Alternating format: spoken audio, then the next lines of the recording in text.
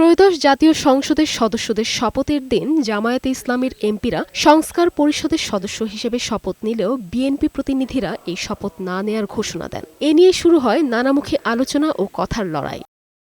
সোমবার এ বিষয়ে দায়ের করা একটি রিটের শুনানিতে জুলাই জাতীয় সনদ বাস্তবায়ন আদেশ ও গণ অধ্যাদেশ নিয়ে পাল্টাপাল্টি যুক্তি তুলে ধরা হয়। মঙ্গলবার এ বিষয়ে রুল জারি করেছেন হাইকোর্ট। জুলাই জাতীয় সনদ বাস্তবায়ন আদেশ ও গণভোট অধ্যাদেশকে কেন অবৈধ ঘোষণা করা হবে না তা জানতে চেয়ে এই রুল জারি করা হয়েছে।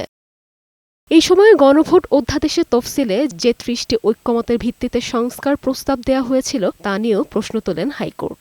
জুলাই জাতীয় সনদ সংবিধান সংস্কার বাস্তবায়ন আদেশ কেন অবৈধ হবে না সেই মর্মে ৪ সপ্তাহের মধ্যে রুল দিতে বলেছে এবং আরও একটি গণভোট অর্ডিন্যান্স যেটা সেটাও কেন অবৈধ হবে না সেই মর্মে রুল জারি করতে বলেছে। আদালতের এমন আদেশে রিটের বিরোধিতা করা আইনজীবীরা বলেন, রাজনৈতিক বিষয় আদালতের বারান্দায় আনা হলো, তারা আপিলে যাবেন কিনা পরে সিদ্ধান্ত নেবেন। নিজস্ব ইনস্ট্রাকশনে ইনডাইরেক্ট রিট পিটিশন দায়ের করে সংস্কার প্রস্তাবকে আদালতের সাবজেক্ট ম্যাটার বানাচ্ছেন।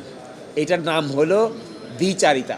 So this writ petition is not only a simple writ petition, it attaches the future of the nation of Bangladesh. আগামী ৪ সপ্তাহের মধ্যে আইন সচিব, সংসদ বিষয়ক সচিবালয়, মন্ত্রিপরিষদ সচিব, মুখ্য সচিব, নির্বাচন কমিশনের সচিবকে এ রুলের জবাব দিতে নির্দেশ দেওয়া হয়েছে। মেরিন আমিন, বৈশাখী সংবাদ, ঢাকা।